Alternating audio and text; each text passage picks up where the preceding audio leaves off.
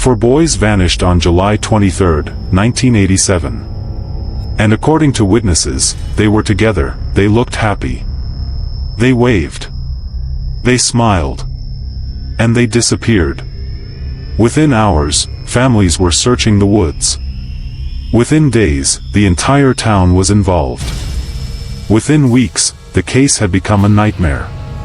Because somehow, four boys had vanished from the Kentucky wilderness without leaving a single answer behind. And nearly 30 years later, the mystery remains unsolved. Even today, many believe the truth is still hidden somewhere deep in the forests surrounding Ashland, Kentucky. Before we begin, make sure you like this video, subscribe to Cold Case 247, and tell us in the comments where you're watching from. Viewer discretion is advised. The summer of 1987 was supposed to be unforgettable for all the right reasons. Instead, it became unforgettable for all the wrong ones. Ashland was the kind of town where people knew their neighbors. Parents felt comfortable letting their children roam. Kids spent entire days outside without anyone worrying too much. It wasn't unusual for groups of children to disappear into the woods for hours at a time before returning home covered in dirt and stories of adventure. For four boys, that freedom was everything. 13-year-old Tommy Hensley was the oldest of the group. He was confident, adventurous, and always looking for excitement. If there was a challenge, Tommy wanted to be the first to try it. If there was a trail no one had explored, Tommy wanted to see where it led. 12-year-old Jake Porter was different. He was quieter and more thoughtful. While Tommy charged ahead, Jake usually took a moment to think things through. But he was fiercely loyal to his friends and rarely turned down an adventure. Dalton was often described as the glue that held the group together. He had a calm personality and a practical way of looking at things. When arguments broke out, Mark usually helped settle them. Then there was Ricky Cole. At only 11 years old, Ricky was the youngest. He looked up to the older boys and loved being included. Whenever Tommy, Jake, and Mark made plans, Ricky wanted to be there too. The four boys spent nearly every day together. But that summer carried a sadness beneath the excitement. Their lives were about to change. Tommy's family was preparing to move after his father lost his job at the steel mill. Mark's family was also planning a move. Everyone understood that this might be the last summer they would all spend together. The boys wanted one final memory. One last adventure. Something they would remember forever. On the morning of July 23, 1987, neighbors noticed the boys gathering outside Tommy's house. The excitement was obvious. Small backpacks were loaded with snacks. A flashlight was packed. Someone carried a compass borrowed from a family fishing kit. To everyone watching, it looked like four friends heading off to enjoy another summer day. Nobody paid much attention. Nobody had any reason to. Hours later, witnesses reported seeing the boys riding through town. The weather was hot. The roads shimmered beneath the afternoon sun. People waved. The boys waved back. Nothing seemed unusual. As the day went on, they were spotted heading toward the area surrounding the old Colton Fire Tower Trail. The woods there were familiar to them. They had explored portions of the area before. The final confirmed sighting came later that afternoon. A man walking his dog near the trailhead noticed the four boys. He waved casually. The boys smiled and waved back. The encounter lasted only seconds. At the time, it meant nothing.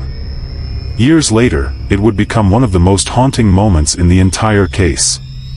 Because after that sighting, nobody could prove they ever saw the boys alive again. As evening approached, parents expected their children to return home. At first, nobody panicked. The boys had spent long days outdoors before. Sometimes they lost track of time. Sometimes they stayed out later than expected. But as darkness settled across Ashland, concern began replacing confidence. Phone calls were made. Parents checked with neighbors. Nobody had seen the boys.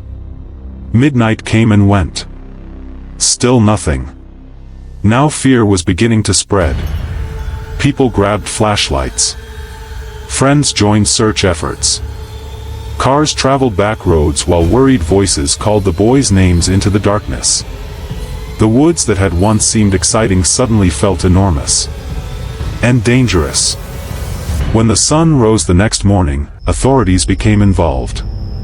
What started as concern quickly became a full-scale search operation. The Boyd County Sheriff's Office established a command center near the area where the boys were last seen. Search teams entered the forest. Tracking dogs were brought in. Volunteers arrived from nearby communities. Helicopters flew overhead. The operation quickly became one of the largest searches the county had ever witnessed. Every morning followed a similar pattern. Searchers gathered before sunrise. Maps were spread across tables. Assignments were handed out. Then teams entered the woods. They walked shoulder to shoulder. They checked ravines. They searched creek beds. They followed trails. Every possible location was examined. The conditions were difficult. The summer heat was relentless. Humidity soaked clothing within minutes. The dense forest made visibility difficult. Yet nobody wanted to stop. Every person involved hoped the boys would be found alive. During the early days of the search, investigators discovered what appeared to be children's footprints. The tracks led downhill toward Black Run Creek. Searchers followed them carefully. Excitement spread through the command center. Finally, there was something. Finally, there was a direction. Then the footprints vanished. The trail simply ended. No explanation. No continuation. Nothing. The discovery created more questions than answers. How could 4 boys leave tracks that suddenly disappeared? Searchers continued looking. Dogs followed scent trails. Volunteers combed through thick vegetation. Helicopters scanned from above. But the woods refused to reveal their secrets. Days passed. Then a week. Not a single major breakthrough emerged. The families refused to leave. Many remained close to the search area day and night. They sat beneath temporary shelters. They waited for updates. They watched every search team disappear into the trees and prayed they would return with good news. The emotional strain was overwhelming. Mothers struggled to sleep. Fathers paced endlessly. Everyone was trapped between hope and fear. Meanwhile, the community rallied around them. Church groups organized meals. Restaurants donated food. Volunteers traveled from neighboring counties to assist with search efforts. For a brief time, it felt like the entire region was united by a single goal. Find the boys. Bring them home. Then the weather turned against them. A powerful storm swept across the area. Heavy rain poured into the hills. Creeks overflowed. Trails disappeared beneath mud. Potential evidence was washed away. Entire search grids became unusable. Investigators were forced to redraw maps and restart sections of the operation. When the rain finally ended, the landscape looked different. The forest seemed to have erased whatever clues might once have existed. The setback was devastating. Morale dropped. Exhaustion began taking its toll. Yet the search continued. As days stretched into weeks, strange stories began circulating through town. Some people believed the boys had become lost and succumbed to the wilderness. Others believed something far more sinister had happened. Rumors spread about a mysterious hermit supposedly living deep in the hills. Older residents spoke of abandoned mining areas hidden within the forest. Hunters reported seeing unusual lights at night. Others claimed they heard distant voices. Most investigators dismissed these stories. There was no evidence connecting any of them to the disappearance. Still, the rumors persisted. When people don't have answers, they often create their own. Search teams examined abandoned mine shafts. They investigated remote clearings. They followed countless leads. Every promising lead ended the same way. Nothing. No trace of the boys.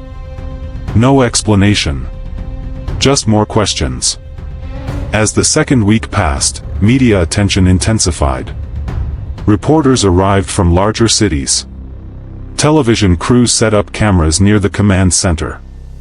The disappearance became a major news story across Kentucky.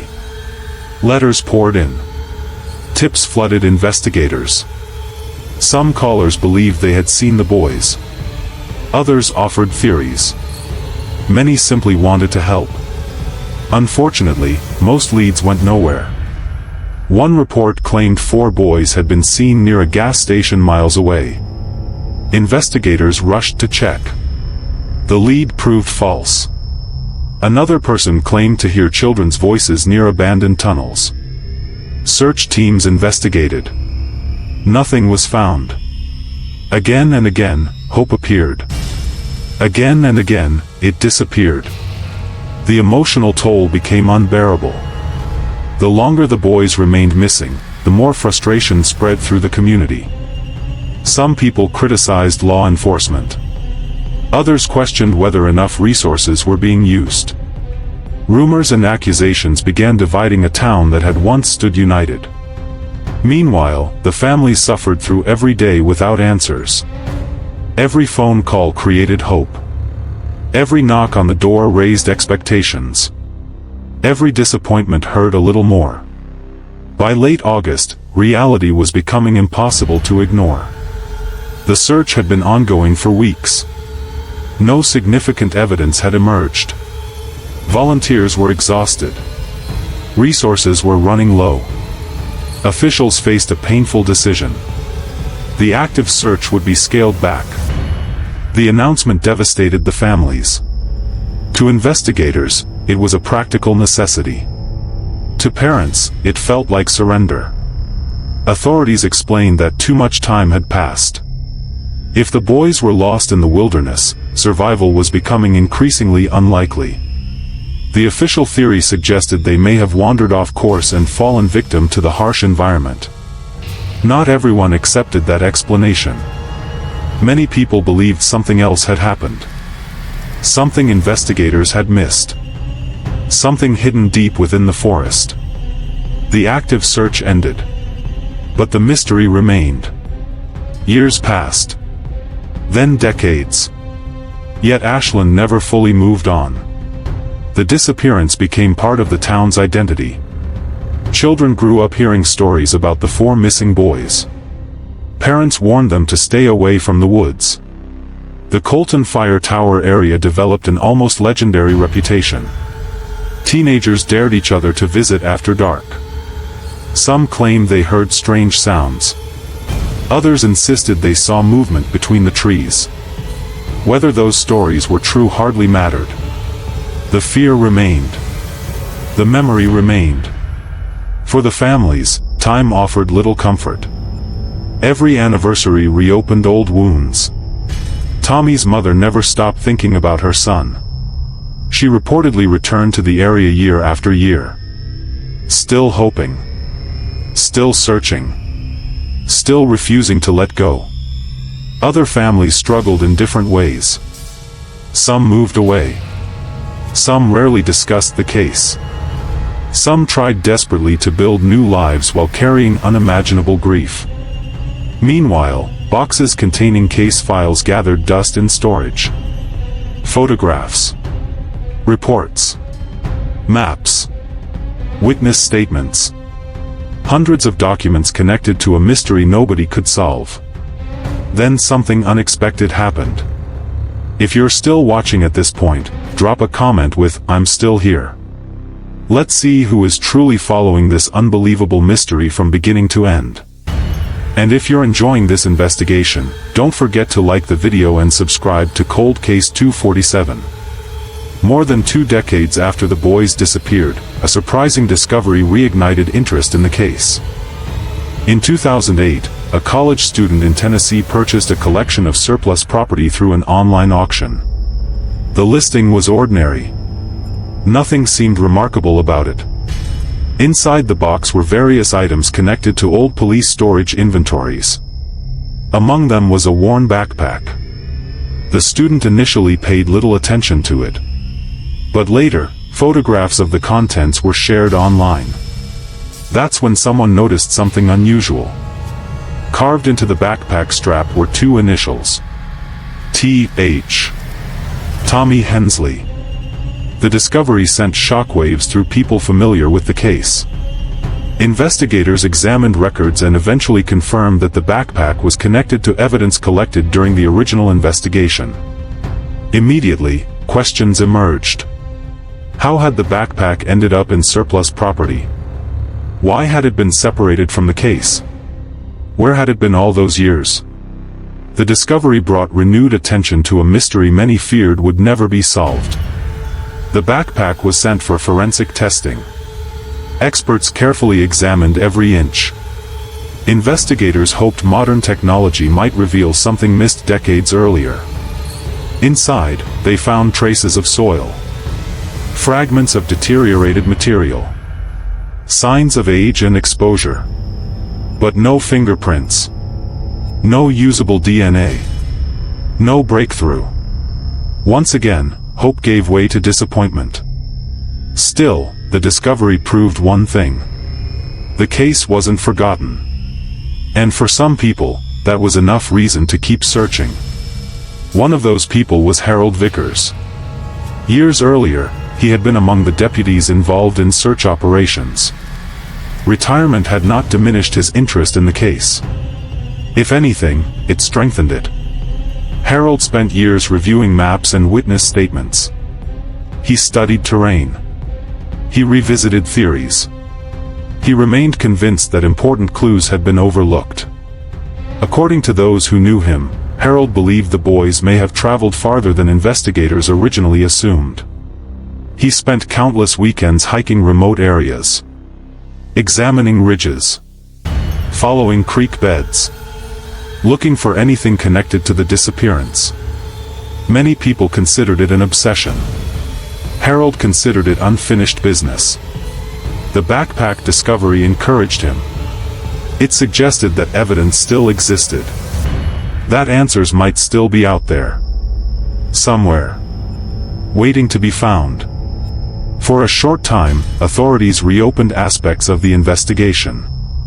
Old files were reviewed. Witnesses were re-interviewed. Evidence was re-examined. The community watched closely. Perhaps this would finally be the breakthrough. Perhaps decades of uncertainty were about to end. But no major discoveries followed. No suspects emerged.